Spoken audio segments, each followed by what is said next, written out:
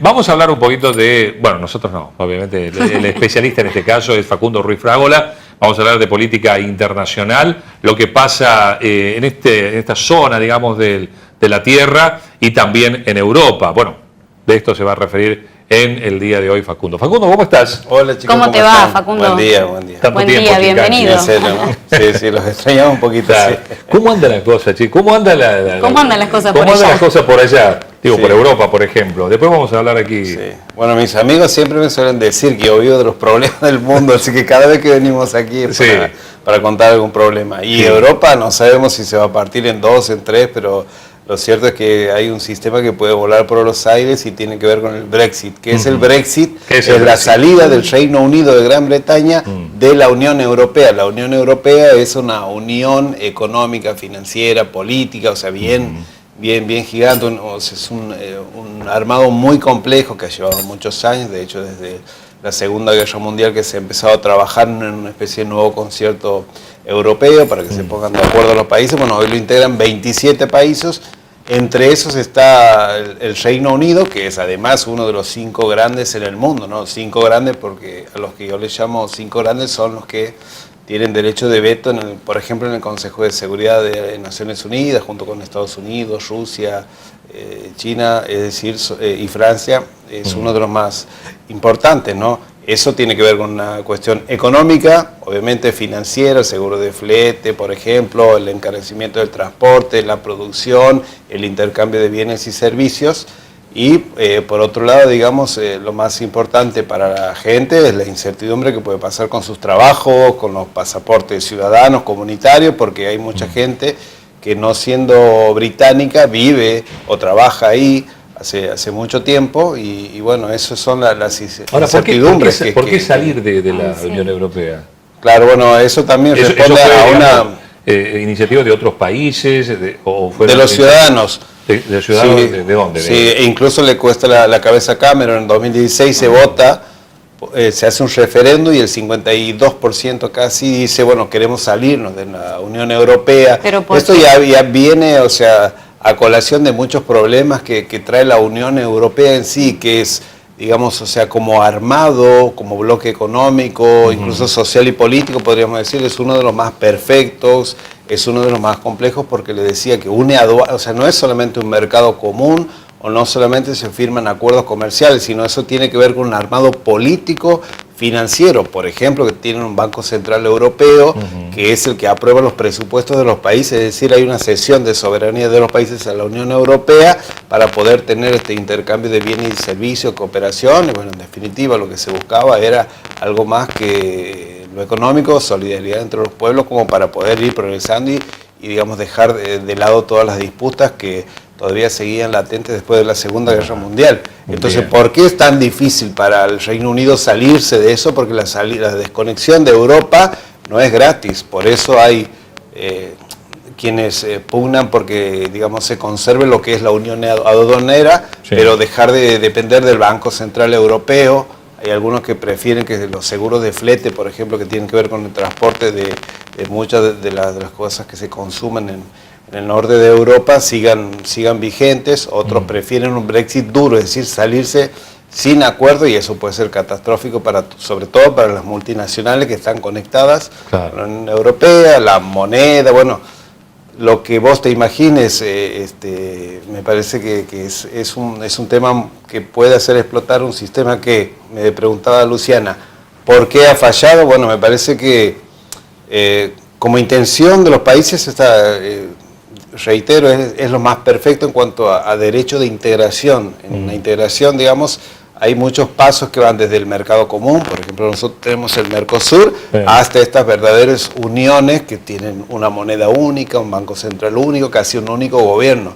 Pero esas políticas se han delegado en lo que yo denomino la troika europea, es decir, el Fondo Monetario Internacional a la cabeza, el Banco Central Europeo y la Comisión Europea, que son los que han diseñado políticas neoliberales. Por algo, digamos, Europa, además, digamos, de los problemas políticos, se manifiesta cada vez que hay una elección. El resurgimiento de todas las extremas derechas, los populismos de derecha, ¿no? Se ha visto en Estonia, en Luxemburgo, en Hungría, ni hablar Polonia, Austria. están ganando, incluso en el norte de Europa también, que están ganando coaliciones de derecha, ¿no? ¿Y eso a qué obedece?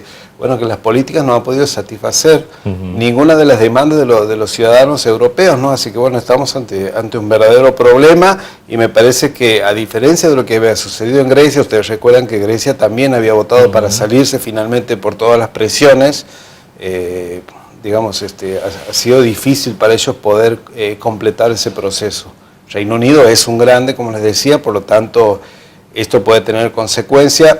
No solamente porque le pase al Reino Unido, ¿no? Por ejemplo, Italia ya ha decidido casi desconectarse de lo que es en materia económica. A España le ha costado muchísimo aprobar los presupuestos. De hecho, se han tumbado los presupuestos en el caso español. Portugal ha tomado otra hoja de ruta y en el caso de Italia, como les decía, acaba de firmar el 24 de marzo con la visita de Xi Jinping un acuerdo para formar parte de la ruta de la seda.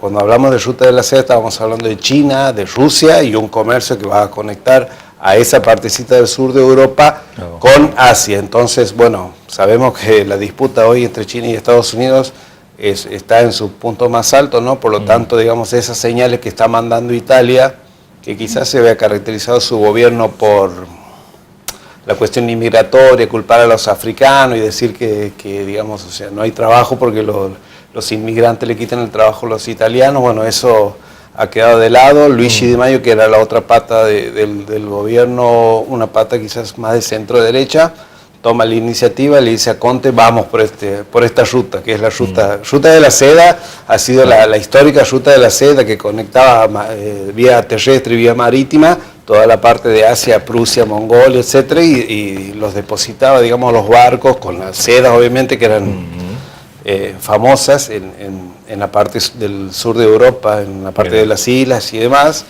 Bueno, hoy tenemos una nueva ruta de la seda, es una ruta mucho más comercial, si se quiere, pero aquí hay que apelar a elementos científicos, tecnológicos, es decir, me parece que el mundo va por ahí, ese es el eje. Nosotros hablábamos la vez pasada de Argentina integrando una especie de BRICSA.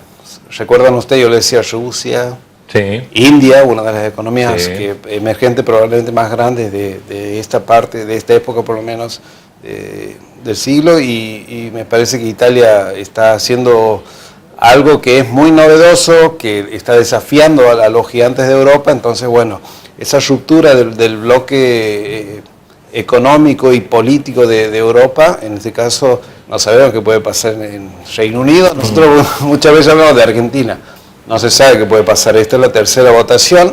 Lo cierto es que May, yo creo que ya va a dejar el poder. Theresa May es la primera ministra, va a dejar el poder.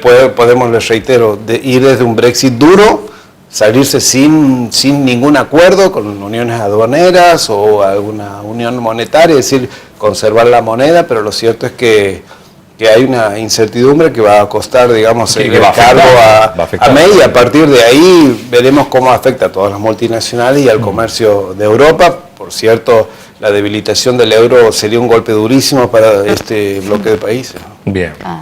Bien, y vengamos ahora para esta Volvamos para zona, aquí, ¿sí? más cerca. Para América, digamos, la situación política también, cómo está. Bueno, sabemos lo de Venezuela, bueno, de público conocimiento ya. Pero Cada semana que vengo hay una novedad de Venezuela, pasa todos los días. Sí. ¿Qué pasa? ¿Qué va a pasar de Venezuela? Porque ¿cómo sigue esto? Sí, las tropas de Rusia que quedan ahí por las dudas. Sí, yo creo que tiene que ver más con propaganda que otra cosa. ¿Sí? O sea, es una percepción personal, de todas maneras, no descarto que pueda pasar nada, ¿no? Pero lo cierto es que Rusia toma la decisión ahora de tener una presencia militar fuerte y con eso le dice a Estados Unidos, mira que nosotros estamos aquí, apoyamos, también indirectamente apoyando a China, esto hay que decirlo, ¿no? Maduro ya había hecho hace 6 meses aproximadamente una gira y digamos había acordado con Turquía, además con estos países, digamos una cooperación militar, económica, de infraestructura, por lo tanto ya se anticipaba lo que podía venir, ¿no? Bueno, hoy se ven los resultados, ya Rusia deliberadamente toca a Venezuela, incluso le dice a Estados Unidos, una de las voceras en español de Rusia le acaba de decir a Trump, Venezuela no es una provincia de Estados Unidos, así que mucho cuidado con meterse ahí. Y una de las cuestiones, digamos, que más hay que tener en cuenta que Estados Unidos, si hay algo que no quiere, digamos, es intervenir militarmente. Prefiero la guerra fría a la guerra indirecta. Entonces, bueno, a esas contestaciones de Trump, Moscú también le dice, mirá que ustedes son los que más ocupan lugares, Libia, Afganistán, bueno, saca el listadito que son cerca de 1.200 países casi donde hay presencia militar de Estados Unidos, así que le dice, bueno, aquí no te metes. Mejor vos no hables porque vos no sos el indicado. Bueno, en el medio de eso, en el medio de eso rehenes la gente, porque además incluso lo que ha hecho el régimen estadounidense es bloquear todos los activos de PDVSA, por ejemplo, que es la principal empresa petrolera, pero ahora parece que eso le está jugando en contra porque los iraníes están, con esos bloqueos están ganando y están vendiendo crudo, además, digamos, todas las empresas, las refinerías, que sobre todo están en el sur de Estados Unidos, que, por ejemplo, el año pasado han ocupado algo así como 1.500 millones de barriles de crudo, le están diciendo, mira que el crudo venezolano es mucho mejor que el iraní, entonces no me sirve a mí para mezclar. Bueno, trato de hacerlo, es muy técnico, digamos, el problema. Sí, entendible. ¿Qué es lo que digo? Que eso está generando mucho más cortocircuitos y es evidente la crisis de hegemonía que tiene Estados Unidos, no puede gestionar correctamente lo de Venezuela, y para eso, bueno, ahí pasaban imágenes de la Prosur, ¿no? La Prosur, sí. Que es un nuevo invento, una especie de experimento neoconservador para enterrar definitivamente lo que es, dejar, yo diría, de lado el Mercosur por ahora por lo menos, y firmar el acta de defunción de la UNASUR, que ya había sido desmantelada. Bueno, es un interrogante esto del Prosur, porque tenemos un acta de... ¿Quiénes forman parte del Prosur? Solamente 8 países, nada más que la firma están 7, o sea, afuera Guyana, salvo Uruguay, Bolivia y Venezuela, obviamente. Se había discutido mucho esto, si tenía que ir Guaidó o si Venezuela lo dejaban para después y si iba a poder adherir. Entonces, bueno, esto que Guaidó es presidente, pero a la vez no es, bueno, siempre está en contradicción. Bueno, los principales promotores son Sebastián Piñera, ha sido local, porque entonces firmado en Chile. No es un acuerdo, es casi una carta de intenciones de 6 puntos, donde se habla de cooperación, de solidaridad, de unir a los pueblos latinoamericanos, etcétera.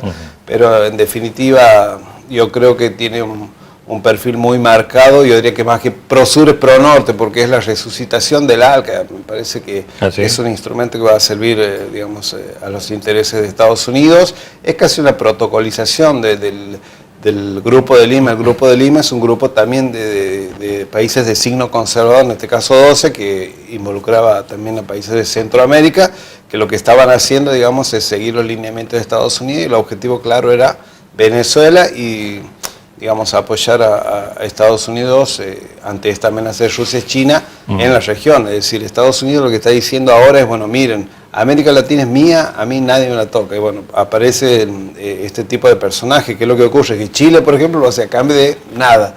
Nosotros a cambio del apoyo del Fondo Monetario Internacional. Bolsonaro lo que le está pidiendo es ingresar a la OCDE, es mayor intercambio comercial, es decir, quizá Bolsonaro ha sido el que mejor acuerdos ha llevado, a cambio obviamente de meter bases militares y espaciales dentro de Brasil, en la zona de la Amazonia, que era lo que quería Trump, ¿no? Así que de alguna manera es el ingreso casi deliberado de Estados Unidos en la región, una protección a las multinacionales y un nuevo acuerdo de libre comercio, ¿no?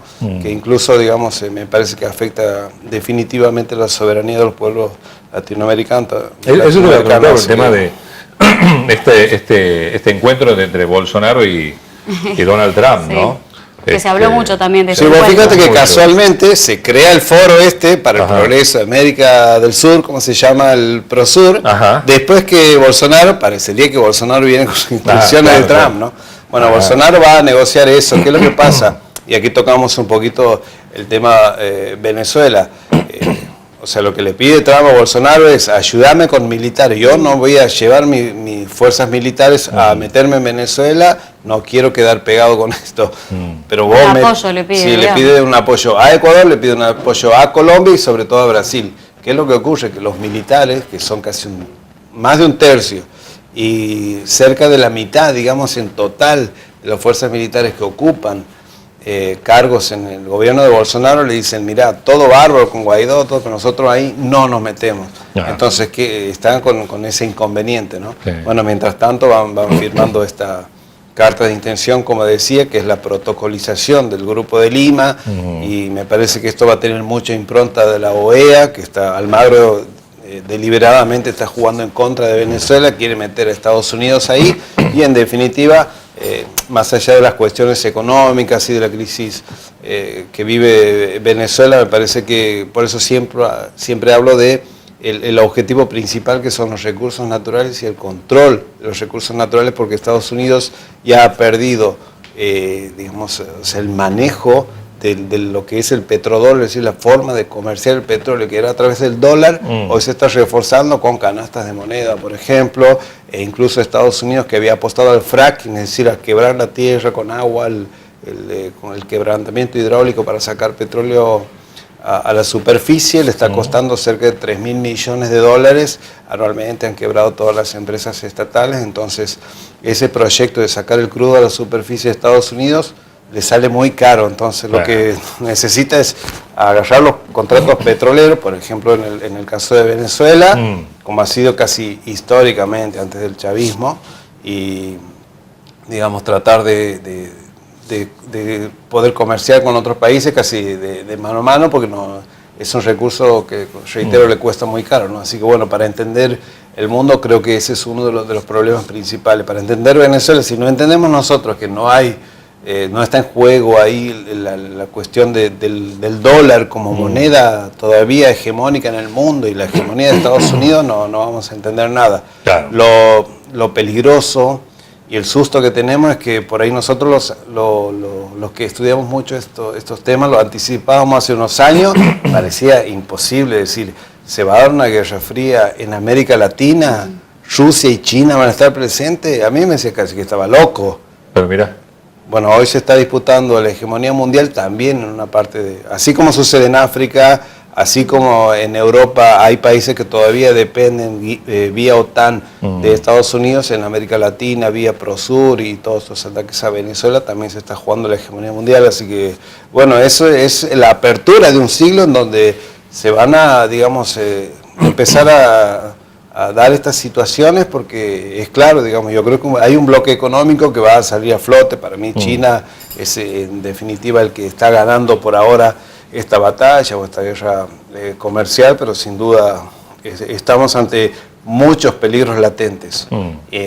Incluso, o sea, por ahí nosotros no lo vemos, no lo percibimos, nos causa obviamente todavía temor ver misiles, ver soldados, las cuestiones nucleares, sin duda, yo creo que es una de las llaves que va a definir esta cuestión, pero hay otras cosas como la ciencia y la tecnología que no lo vemos. La guerra que puede definir el futuro de la humanidad en los próximos 20, 30, 40, no sabemos, 50 años, es la cuestión tecnológica, el 5G. Claro. Estados Unidos y China se están disputando el 5G. Sí. Estados Unidos acaba de hacer meter presa vía Canadá a la directiva de Huawei. Huawei es uno de los gigantes en el caso no solamente del celular y tablet, etcétera, sino que detrás de eso hay secretos bancarios, financieros, hay mucha información en juego, ¿no? Entonces el 5G, la batalla, por ejemplo, por el tema de los celulares también, porque imagínate vos tener un celular que te dure en 2 semanas la batería, que te cueste la mitad de un iPhone. Claro. Eso, digamos, iPhone, estamos diciendo muchas marcas aquí, pero para que lo pueda entender la gente, el 5G va a hacer que, o sea, vos puedas bajarte una película de 2 horas en 3 segundos. Eso está en juego ahora. ¿Quién hace las terminales? ¿Quién se adueña de todas esas licencias? Bueno, entre las 4 llaves, que además de la diplomática, la militar, la nuclear, que son como tradicionales, y la financiera comercial, está esta científica, tecnológica que va a definir también muchas de las relaciones y que nos va a afectar mucho a nosotros también como ciudadanos. Qué bárbaro. Bien. Muy bien, Facu. Perfecto, Facu, como siempre. Toda la explicación. Muy claro. Bueno, nos encontramos la semana que viene, ¿te parece? Vas a poder. En algún momento.